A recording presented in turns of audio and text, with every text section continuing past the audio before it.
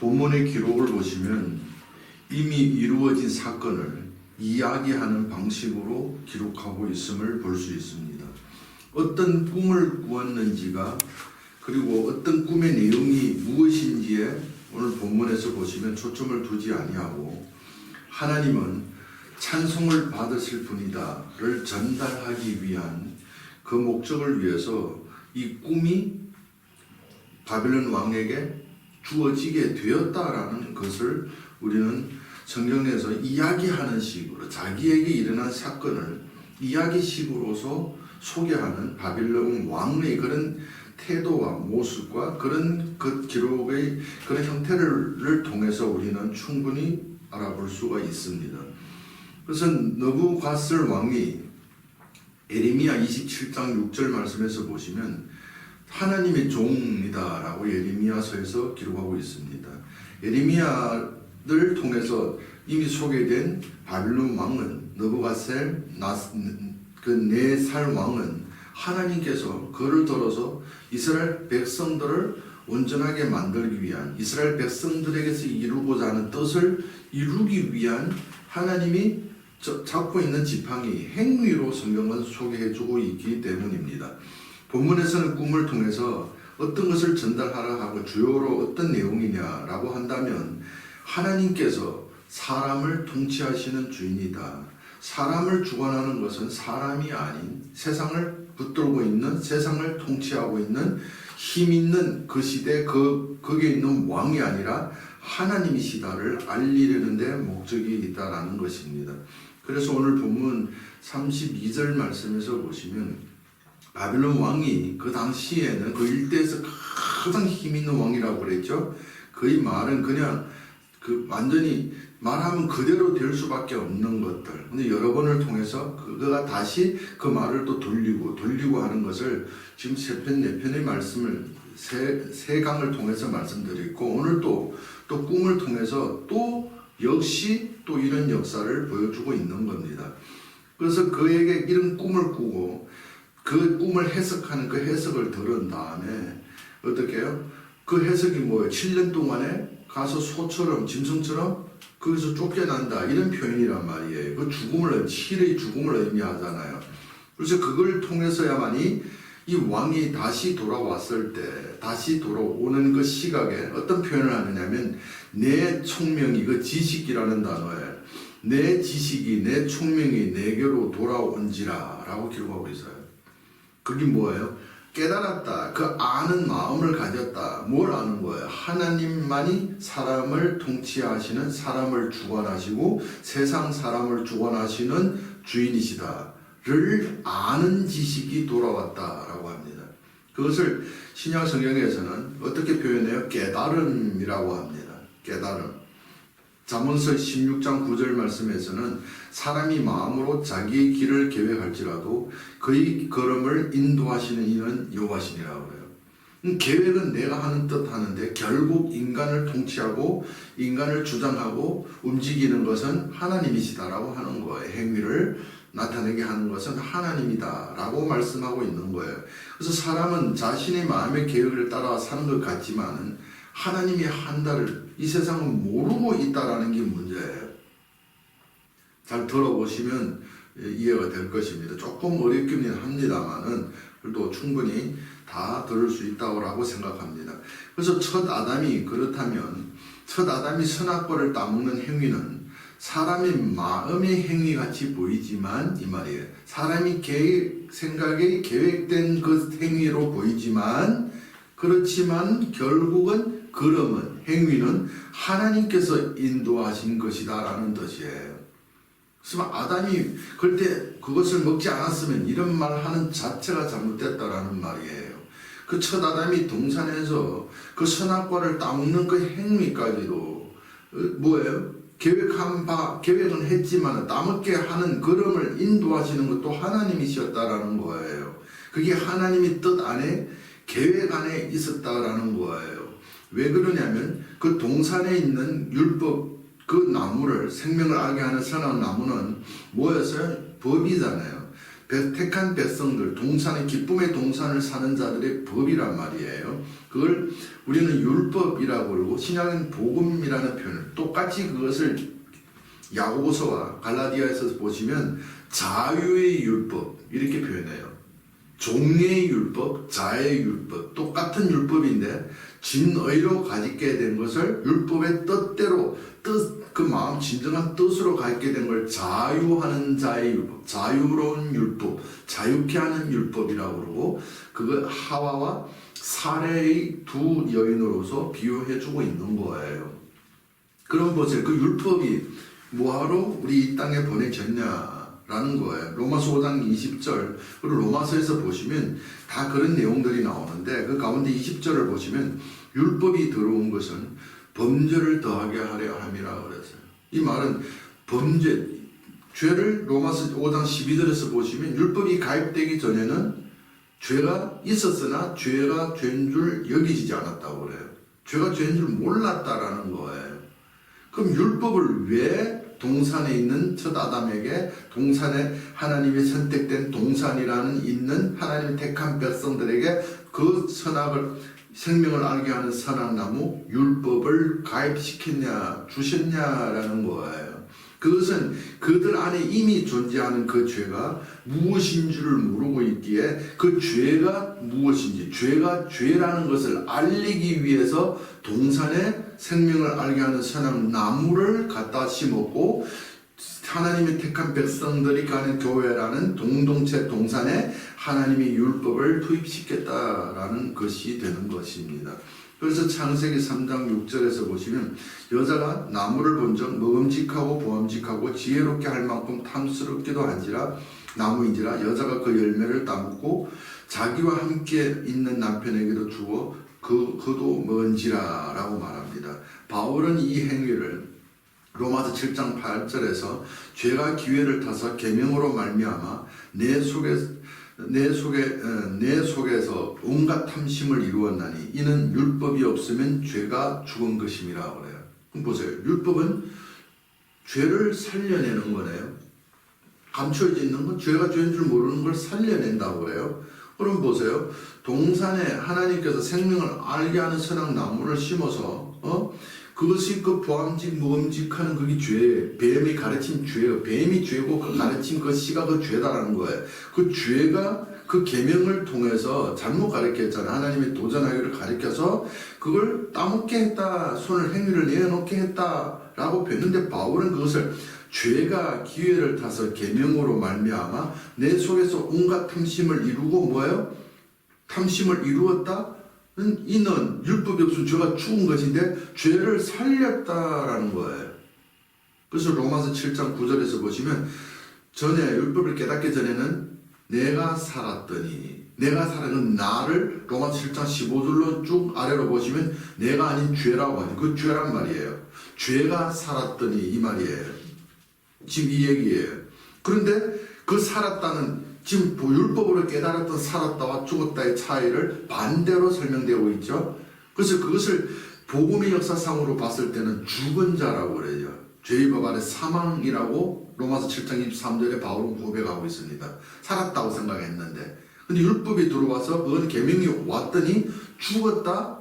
죄는 살아나고 죄는 살아나고 나는 죽었다 이렇게 표현을 해요. 그게 죄와 제가 잘못 설명했네요. 로마 7장에 내가 살았더니라는 내가 나로 에고 나를 죄가 그 에고 나로 착각했다라는 거예요. 그런데 율법이 들어오니까 그 에고는 나가 죄가 아닌 에고와 죄는 분리시켜서 설명하죠. 그래서 내 안에 두 법이라는 존재를 설명하고 있습니다. 그거는 죄였구나. 에고를 통치하는 것은 진정한 에고 나가 아닌 또 나의 참 나도 아닌 뭐였어요? 죄였구나라고 하는 거예요. 근데 그것이 감추어져서 드러나지 못했던 거예요.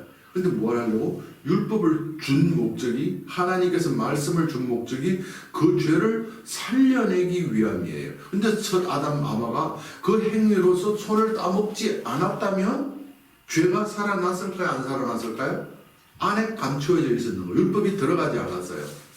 따먹는 행위로 말미암아 죄가 그 안에 있는 죄가 이게 죄였어 하고 살아난 거예요. 그러면 그건 누구 뜻? 율법을 주신 자의 뜻이 이루어졌네요. 그 행위가 무슨 뜻?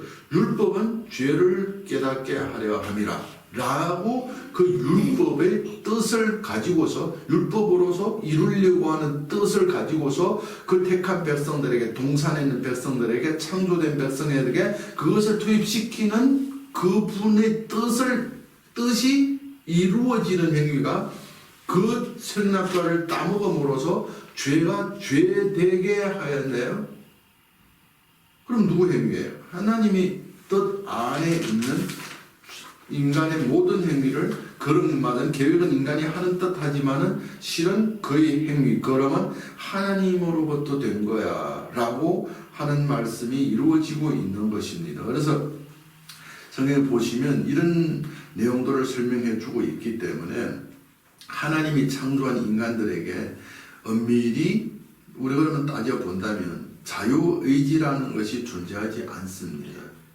그래서 전번에 몇 주 전에 말씀 가운데서 들었을 때 인간의 자유의지는 없다고 그랬죠. 근데 그 자유의지가 무엇이냐? 하나님이 가르침이라고 그랬죠. 아버지께서 가르친 마음, 그걸 예수 안에 있는 생명, 우리 안에 부어진 성령, 그리스도의 기름 부음이라고 말씀을 드렸잖아요. 무덤을 열 수 있는, 거기서 자유의지를 말씀드렸죠. 자유의지를 믿음이죠. 믿음을 우리에게 선물로 준 거예요. 그건 누구의 행위? 결국 따져보면 하나님의 행위란 말이에요. 그래서 엄밀히 따지면 인간은 자유의지가 없습니다. 그런데 자유의지를 하나님의 열심, 하나님의 마음을, 진의를, 생명을 우리에게 부어주심으로 좋은 것을 사망에서 살아나는, 부활하는, 죽음에서, 그 사망 율법 아래 죽음에서 살아날 수 있는 그것을 선택하고 그 생명이 있을 걸 영접해서 그것을 영접할 수 있는 행위, 자유의지 행위를 하나님께서 인간 죽은 자들에게 투입시킨 거예요. 선물로 주신 거예요. 근데 그 행위를 엄밀히 따져보면 또 뭐예요? 요한복음 6장 44절 40은 나를 보내신 아버지께서 이끌지 아니하면 아무도 내게로 올 수 없으니 아버지께 듣고 배운 사람마다 내게. 누구 행위예요? 결국 그 좋은 것, 구원을 영접하는 행위가, 죽음에서 살아나는, 영접해야 그 안에 생명을 받아서 살아나잖아요. 그 행위가 결국 누구 행위예요? 아버지께서 이끄는 행위가 되었다라는 거예요. 하나님의 행위가 되는 거예요. 그래서 성경은 그 생명을 받아 예수로 불리운 자들의 삶을 요한복음 5장 30절에 내가 아무것도 스스로 할 수 없노라. 나는 아무것도 할 수 없는 존재라고 말했어요. 다 하나님으로 하는 예수들이야 라고, 사람은 하나님이 주관하시고 있는 거야 라는 표현이라는 거예요. 그러면 뭐예요? 택한 자들에게 하나님 나라의 법을 주신 것은 법을 어긴 행위로 법을 지킬 수 없는 인간의 존재를 알려주기 위함이 하나님이 투입시킨 율법인 거예요. 하나님의 말씀이라는 거예요. 그래서 바울은 이렇게 고백하고 있습니다.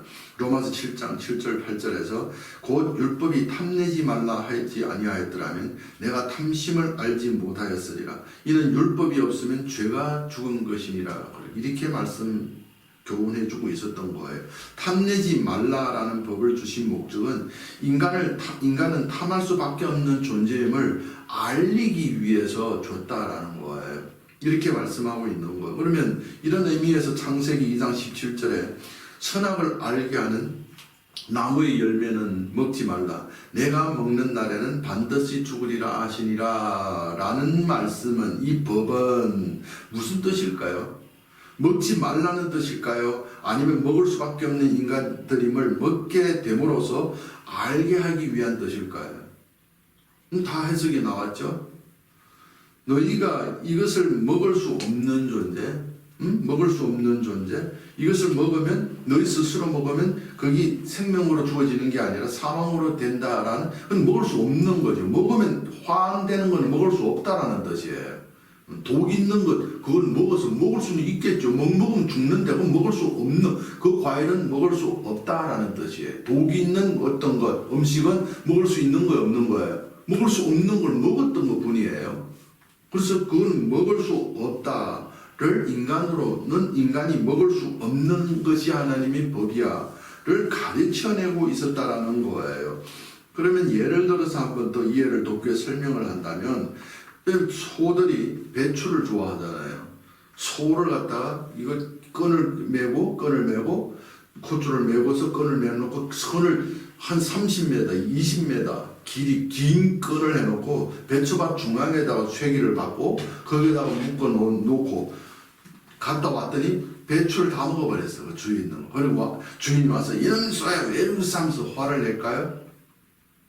그 긴 끈을 내어놓고 배추밭 중앙에다가 그 끈을 묶어놨다라고 한다면 그 주인은 그 소에게 배추를 먹으라고 했던 거하고 똑같은 도리예요.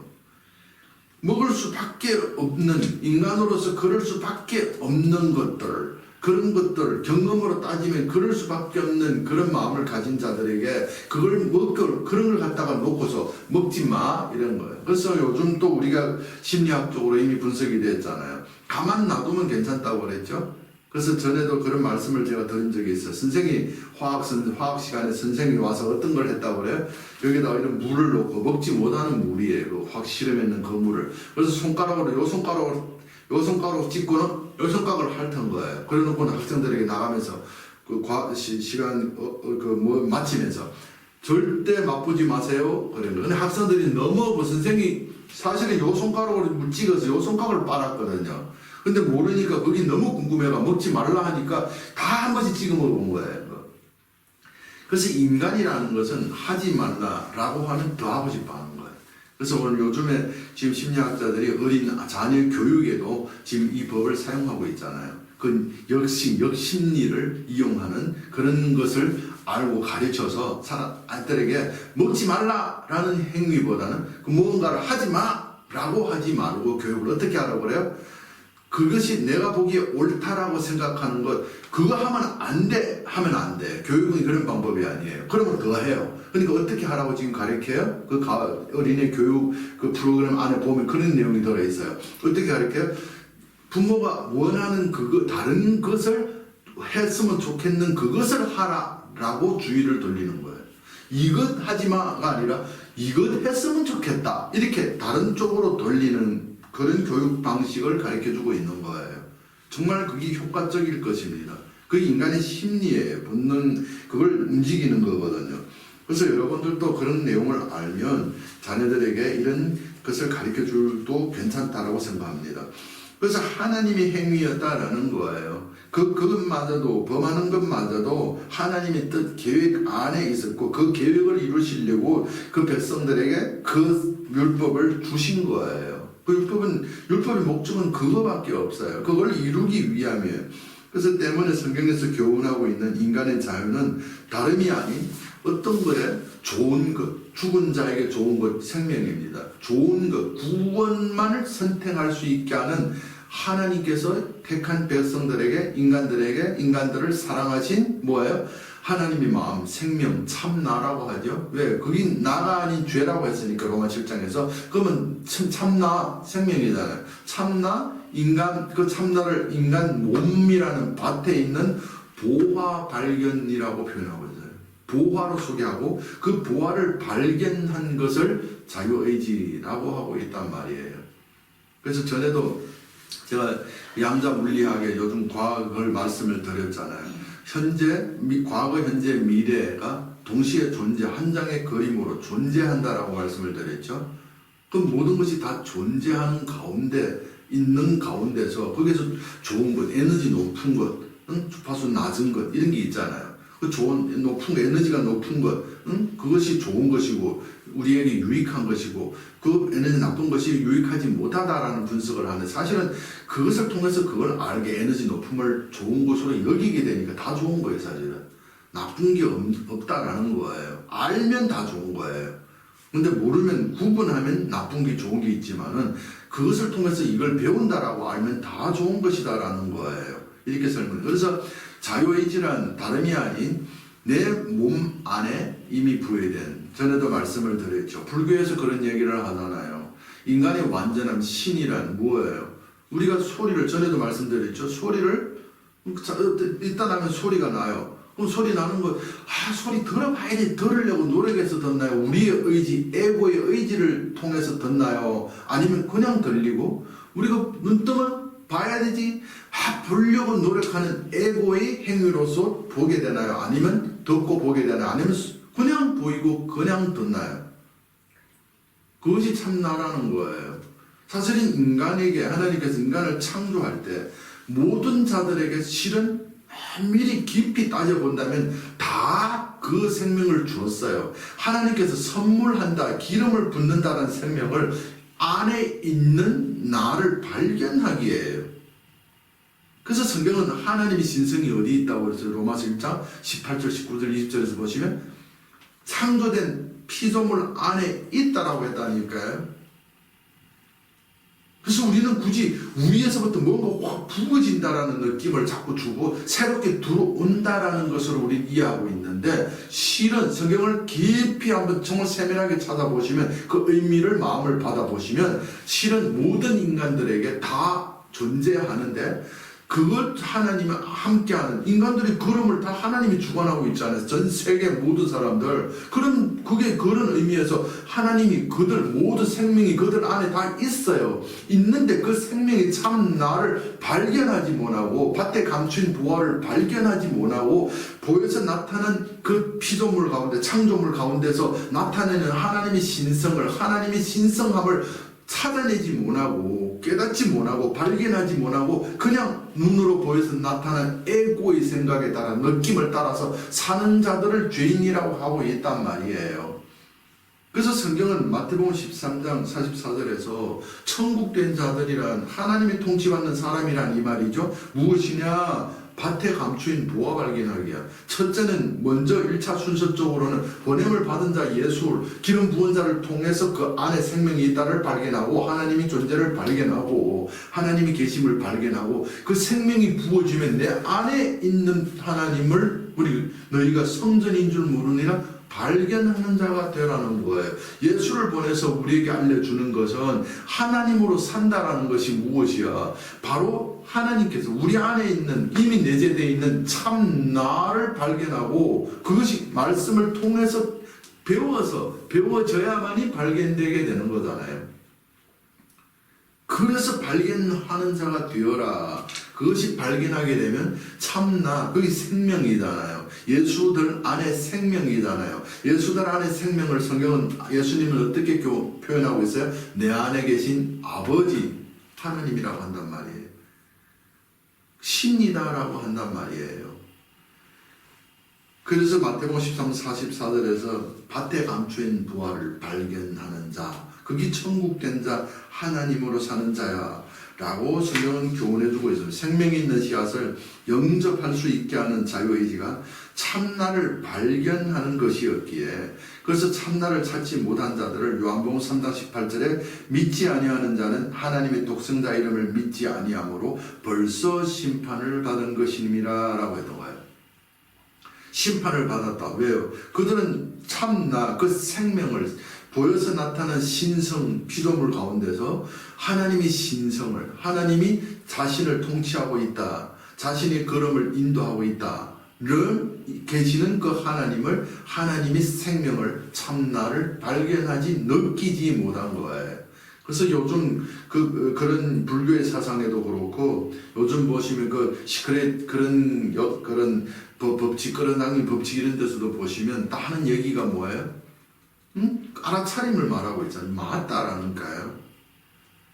모든 종교는, 특별히 불교 같은 그런 불교는 기독교를 하나로 여기고 있어요. 같은 진리를 증거하는 종교로 생각하고 있어요. 근데 오직 그 세상 그 수준에도 정말 발바닥에 정말 그것도 미치지 못하는 잘못된, 성경이 지식이 약하다는 게 아니라 성경을 잘못 인간으로 분석해서 그게 불교에 정말 발바닥도 미치지 못해요. 그런 수준의 지식을 들고서 모든 종교 다 배타하고 있잖아요.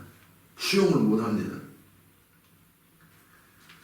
우리는 그 세상의 피조물 그런 것들을 통해서도 그 가운데서도 하나님의 신성을 발견하고 계시를 받아야 하는 것이에요.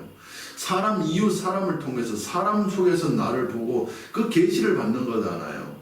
피조물 속에서 이런 식물과 동물들 가운데 일반 짐승들 가운데서도 식물에게서도 자연에게서도 우리가 하나님의 신성을 계시받는데 하물며 그 돌을 닦고 있는 그들의 그런 어떤 종교 그런 거에서 그 지식이 어마어마하다니까요.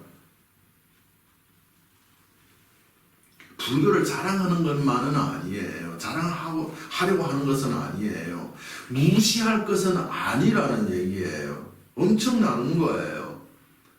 그래서 성경이 당연히 얘기하고 있는데 사람들은 인간이 계시를 받음으로써 그런 것을 깨달음으로써 그렇게 되는 말씀이 아니라 인간이 보고자 하는 것만 바라봤기 때문에 그런 정말 수준 낮은 그런 교리를 가지고서 세상 많은 사람들을 미혹하고 있는 것이 오늘날 세상 교회라는 거예요. 또 돌에 맞는 말을 또 했습니다만.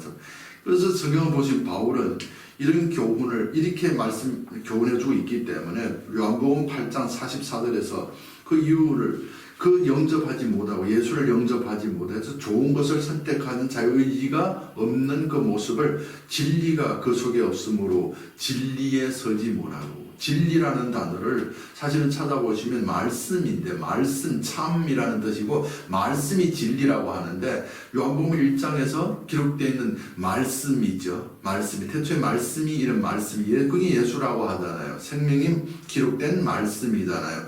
그것을 중국어로 보시면 다른 번역 성경에 보시면 그걸 도라고 되어 있어요. 길이라고 번역돼요. 도 닦기 그거죠. 길이라고 번역되어 있어요. 도라고 번역되어 있어요. 그러면 도가 이 말이죠. 도가 그 속에 없으므로 도에 서지 못했다 이 말이에요. 도가 뭔데요? 도가. 그럼 우리가 다른 표현은 삶이잖아요.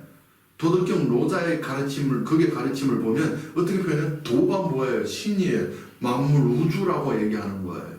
신이에요. 도가 어머니 만물 그 우주라고 표현하고 있는 것이죠. 삶이라고도 표현하죠. 그래서 도를 깨닫는다. 도 닦기 이렇게 표현하잖아요. 도교에서는.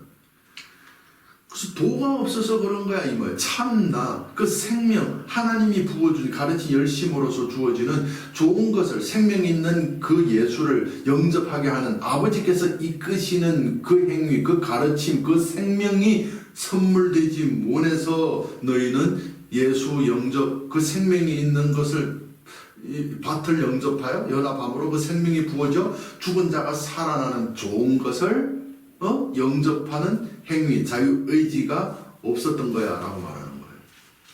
이런 얘기를 한단 말이에요. 요한복음 3장 19절에서는 그 이유를 빛보다 어둠을 더 사랑하도다. 빛이 있음에도 불구하고 예수 빛으로 사실은 예수는 우리 율법 안에 있는 자들의 몸 밖에 있는 곳으로 왔다라고 그러죠. 근데 예수를 성경은 뭐라고 했다고 그랬어요? 말씀이라고 그러고 말씀을 뭐라고요? 야고보서에서 거울이라고 하잖아요. 예수는 나 안에 있는 나의 정체를 보게 하는 거울이에요. 그 거울이 무슨 거울이에요? 우리 안에 로마서 8장 3절에서 육신의 죄로 정해서 뱀으로 정해 죄가 우리를 계명을 통해서 우리를 속이는 그 죄가 우리 안에 있잖아요. 그 죄 로마서 7장 15절 이하로 보면 그게 내가 아니요 난 줄 알아 내가 아니요 죄라고 하는 그 죄가 그 죄를 죄의 모양이 되어 그 우리 안에 있는 그 죄가 되어 오셨다니까요. 깨닫게 하려고. 왜요? 참 율법은 들여다보고 자신의 모습을 깨닫고 내가 죄인인 줄 아는 이거로 살면 사망이니까 더 이상 이거로 안 살고 그리스도로 사는 자가 되게 하기 위해서 죄를 살려내기 위해서 예수 온전한 율법 예수가 우리에게 투입됐다니까요. 그러니까 결국 보면 예수를 보내서 우리 안에 있는 예수를 우리 안에 있는 예수 안에 있는 모든 것이잖아요. 그 생명 그 존재를 영접함으로써 우리가 죄를 깨닫는 그 자체가 그 생명에 의해서 관찰되어지는 역사란 말이에요. 무슨 말이에요? 그래서 바울은 로마 7장에서 내가 한 법을 깨달았노니 깨달았대요. 오늘 본문에서 보면 어떻게 표현했어요? 바빌론 왕이 처음 시작된 말씀 내 총명이 내게로 돌아온지라. 이게 뭐예요? 내가 깨달았습니다 이 말이거든요. 뭘 통해서 7년 동안 소처럼 풀 뜯어먹으면서 쫓겨났다가 그 짐승으로 살고 나서야 깨달았습니다 이 말이거든요. 그러면 성경은 어떻게 말해요? 우리가 하나님이 말씀을 받게 되고 율법이 우리 가운데서 적용이 되면, 계명이 이르면 내가 뱀이었네요? 나는 사람인 줄 알았는데 나는 짐승이었네요? 이런단 말이에요. 이걸 깨닫는 거예요. 우리는 뱀이었단 말이에요. 짐승인 줄 깨달았습니다. 지금 그 7의 짐승으로 소처럼 풀 뜯어먹는, 소와 같이 들판에서 풀 뜯어먹는 덜에서 그래서죠. 풀 뜯어먹는 왕이 쫓겨났다 그런 일이 생긴 7의 죽음을 통해서 그 7의 죽음이 율법에 의해서 조명돼서 율법으로 죄를 깨달으니라. 너는 사람이 아닌 짐승의, 뱀의 짐승의 자식이었어. 짐승일 뿐이었어. 인자는 하나님과 인간과의 연합으로 태어난 걸 인자, 하나님의 아들이라고 하거든요. 사람이 아닌 짐승이었어 라고 율법을 통해서 너는 그게 의가 아닌 죄였어 라고 깨닫게 하는 7의 죽음을 통해서 바벨론 왕이 내 총명이 내게로 돌아 내가 깨달았다. 하나님께서 사람을 통치하고 세상을 통치하는 왕이심을, 진정한 주인이심을 내가 깨달았습니다. 바울은 로마 7장에서 내가 한 법을 깨달았나니, 뭘 깨달았어요? 내가 나를 주장하는 것이 죄였고 나를 진정 주장하는 분은, 주인이는 참나 하나님이었다는 걸 깨달았습니다. 생명의 성령의 법입니다. 그리고 살한 것이 그리스도로 나를 살았습니다 라고 갈라디아 2장 20절에 소개하고 있단 말이에요. 지금 이런 얘기에 전부 다 이런 얘기를 성경은 가르쳐주고 있는 거예요. 그래서 이와 같이 바벨론 왕이 자신이 그 당시에 최고의 권력자, 힘 있는 자, 최고의 왕, 모든 사람들의 주인이에요. 그런데 그렇게 이해했는데 알고 봤더니 나는 거기에 이 꿈을 통해서 소처럼 해석되는 그런 것들을 통해서 이야기식으로 설명된다고 그러죠. 이미 지난 과거를 설명하는 것으로 기록되어 있다고 그러죠. 그러면 그 목적이 뭘까요? 그 사건을 말하려고 하는 그것이 중심이 아니라 그 사건을 통해서 하나님이 세계의 주인, 모든 사람의 주인이고 모든 사람을 주관하고 계시는 주인이시다, 통치자시다를 알리려는 데 목적이 있었다라는 거예요. 그 바벨론 왕은 그것을 깨달은 거예요. 자신이 하나님에 의해서 이스라엘 백성을 점령하고 포로로 한 것마저도 모두가 하나님께서 자기를 행위로 삼고 있는 자신이 하나님의 하나님에 의해서 되어지는 행위에 불과했다라는 것을 깨달았다. 그 지식을, 총명이, 지식이 내게로 돌아왔다라고 했던 거예요. 그걸 깨달았다. 바울은 한 법을 깨달았다. 이렇게 표현하고 있는 겁니다. 이런 뜻이에요. 그래서 탕자의 비유에서 보시면 아버지의 살림을 요구하는 짐승의 마음을 가진 아들이 짐승으로 죽었죠. 짐승, 세상으로 쫓겨나서 뱀, 세상의 그런 독사, 짐승, 수와 이런 짐승의 삶으로 7이라는 그런, 당연히 그 숫자는 기록되지 않았습니다만 7은 죽음을 의미하잖아요. 죽음의 그 배고파 죽어서 죽게 된지라 라는 죽음의 7년을 통과한 후에야 뭘 깨달았어요? 사람이라는 것은, 사람이 아들이라고 하죠. 사람이라는 것은 내가 스스로 나를 사는 것이 아니라 우리를 창조하신 나의 아버지 하나님으로 사는, 하나님으로 되어지는 종으로 사는 것이 내 진정한 나가 인간의 본분이라는 걸 깨달았어요. 그래서 전도서의 저자를 보시면 모든 걸 다 누려, 그 솔로몬도 있죠. 그 가운데 여러 두세 명이 기록했는데 그 솔로몬이 많이 기록했죠. 솔로몬이 그런 기록과 그런 저자들의 기록을 보시면 이런 걸 다 누려보고 다 해왔어. 세상의 모든 부귀영화 다 누려봤어. 그리고 결론 짓고 있는 전도서 12장 13절에서 모든 걸 다 겪어보고 세상살이 다 돌아보고 한 번 다 살아봤더니, 알고 봤더니 전도서 12장 13절에 일의 결국을 다 들었더니 하나님을 경외하고 그의 명령을 지킬지다. 이것이 모든 사람의 본분이야 그랬단 말이에요. 우리가 잘 살고 못 살고 행복하고 어떻게 자유하고 이런 것들은 에고의 노력과 에고의 결심과 에고의 각오로서 되어지는 것이 아니라 우리를 창조하신 하나님, 하나님으로 산다라는 게 하나님의 말씀의 뜻으로 사는 거잖아요. 일러주는 이 말이 영이잖아요. 그게 참 나잖아요. 그 하나님이 주어지는 참 뜻으로 하나님의 말씀, 입에서 나오는 말씀으로 사는 것이, 탕자가 아버지 집에 돌아와서 내가 나를 사는 것이 아니라 아버지의 말에 따라서 사는 것이 가장 부요하고 가장 행복하고 가장 좋은 것임을 깨닫는 그 마음, 그것이 인간의 본분이고, 인간은 마땅히 하나님에 의해서 주관받는 것이 인간이 제일 좋은 삶이야를 깨닫는 것이다. 오늘 본문에 이 얘기를 하는 거예요. 바벨론 왕이 이걸 깨닫는 거예요. 그래서 바벨론 왕이 살았을 동안에는 평안, 꿈 해석처럼 평안했다니까요. 그리고 그 아들들, 손자가 이제 5장에 보면 5장을 보시면 벨사셀 왕이라고 되어 있는데, 그거는 바벨론 느부갓사셀 왕의 손자예요. 그때부터 이제는 마지막 왕이기도 하죠. 이제 나라가 75년 정도, 95년인가 95년 정도만 유지하다가 끝난다고요. 다음 얘기지만, 그래서 저와 여러분들은 우리는 생각에 에고의 원함으로, 저는 계속 이런 말씀이 전거될 겁니다. 성경이 전부 그런 얘기를 하고 있어요. 그래서 여러분들도 하나님으로 사는 것, 우리는 익숙하지 않습니다. 우리는 하나님으로 살아야 하면 인간이 에고의 인간의 생각으로 생각했을 때, 인간의 생각은 오늘의 그 무엇으로 결정해요? 과거의 기억으로 결정하잖아요. 과거의 기억이 어렸을 때 배우고 경험했던 이런 것들로 오늘 현재를 사건과 문제들을 결정하고 선택해서 행하게 되잖아요. 그러니까 결국 뭐예요? 우리는 과거를 현재에서 살고 있는 거예요. 과거는 지나가지 않았어요. 인간에게, 이 세상을 사는 사람들에게 과거는 항상 현재를 움직이고 있어요. 과거의 기억으로서 오늘 현재를 선택하고 있다니까요. 그 경험으로서. 그러면 과거로서 오늘을 사는 자들에게 있어서는 현재가 존재하지 않고, 미래는 또 미래를 위해서 사니까, 전에도 말씀드린 것이 과거를 오늘 살고 미래를 위해서 오늘을 사니까 오늘이 없는 것을 불행이라고 한단 말이에요. 그래서 성경이 가르치면 내일 일은 걱정하지 말고 염려하지 말고 오늘 네가 족하야. 오늘을 충실히 살아. 그래서 오늘을 즐겁게 살라라고 하는 것이 하나님이 가르침이에요. 그럼 오늘을 즐겁게 산다라는 의미가 뭐냐면 매 순간 모든 일에 집중하는 걸 말해요.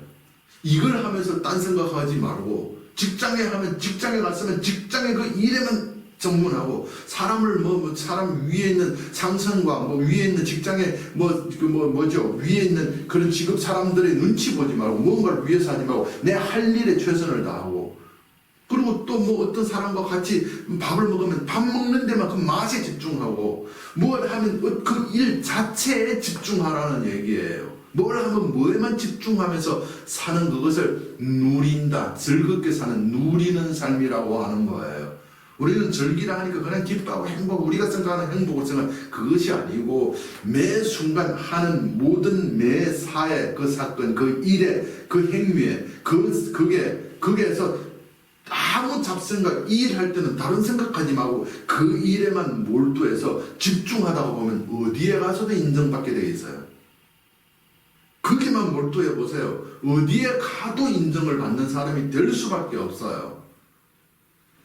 그래서 우리의 주관자는 하나님이시다 라고 오늘 바벨론 왕의 꿈을 통해서, 그 해석을 통해서 바벨론 왕이 그것을 제3자 입장에서 이야기식으로서, 나의 사건을 이야기식으로서 설명함으로써 어떻게 해요? 나타내려고 하는 것은 하나님이 사람을 주관하는 것이고, 이 전 세계 사람들이 자기 계획대로 내 뜻대로 산다라고 착각하고 그거는 착각이야. 실은 인간을 모든 것, 이 세상에 왕이 바뀌고 대통령 바뀌고 이런 것, 우리가 생각하면 다 인간이 어디가 국민에게서 정권이 나온다라고 생각하고 있지만은, 실은 그 국민의 마음을 움직여서 그 사람을 세웠다가 떨어지게 하고 또 다시 설 수도 있고 라고 하는 그런 것들, 우리 생각은 이해가 안 되고 사람의 계획과 사람의 뜻으로 그런 거를 됐다라고 생각하지만은, 엄밀히 따지고 보면 그 걸음은 다 하나님께서 하고 움직이고 있었다 라는 것을 믿고 살게 된다면, 우리 삶이 하나님에 의해서 이끌리는 자가 되면, 아버지 집으로 돌아온 탕자, 내가 나를 살던 것은 죽음, 사망이고 가난이었지만은 아버지로 사는 나로 되어지는 걸 믿고 그렇게 살게 된다면 아버지 집에 돌아와서 모든 자유와 모든 평안과 모든 부유를 다 누리는, 그 재물을 다 누리는 그 행복, 그 동산의 그 행복을 누리는 자가 된다를 오늘 본문의 이런 사건들을 통해서 하나님이 우리 인간의 주인이니까 거기에 따라 사는 인간의 본분을 다하는 자가 되라를 가르쳐주고 있는 것입니다.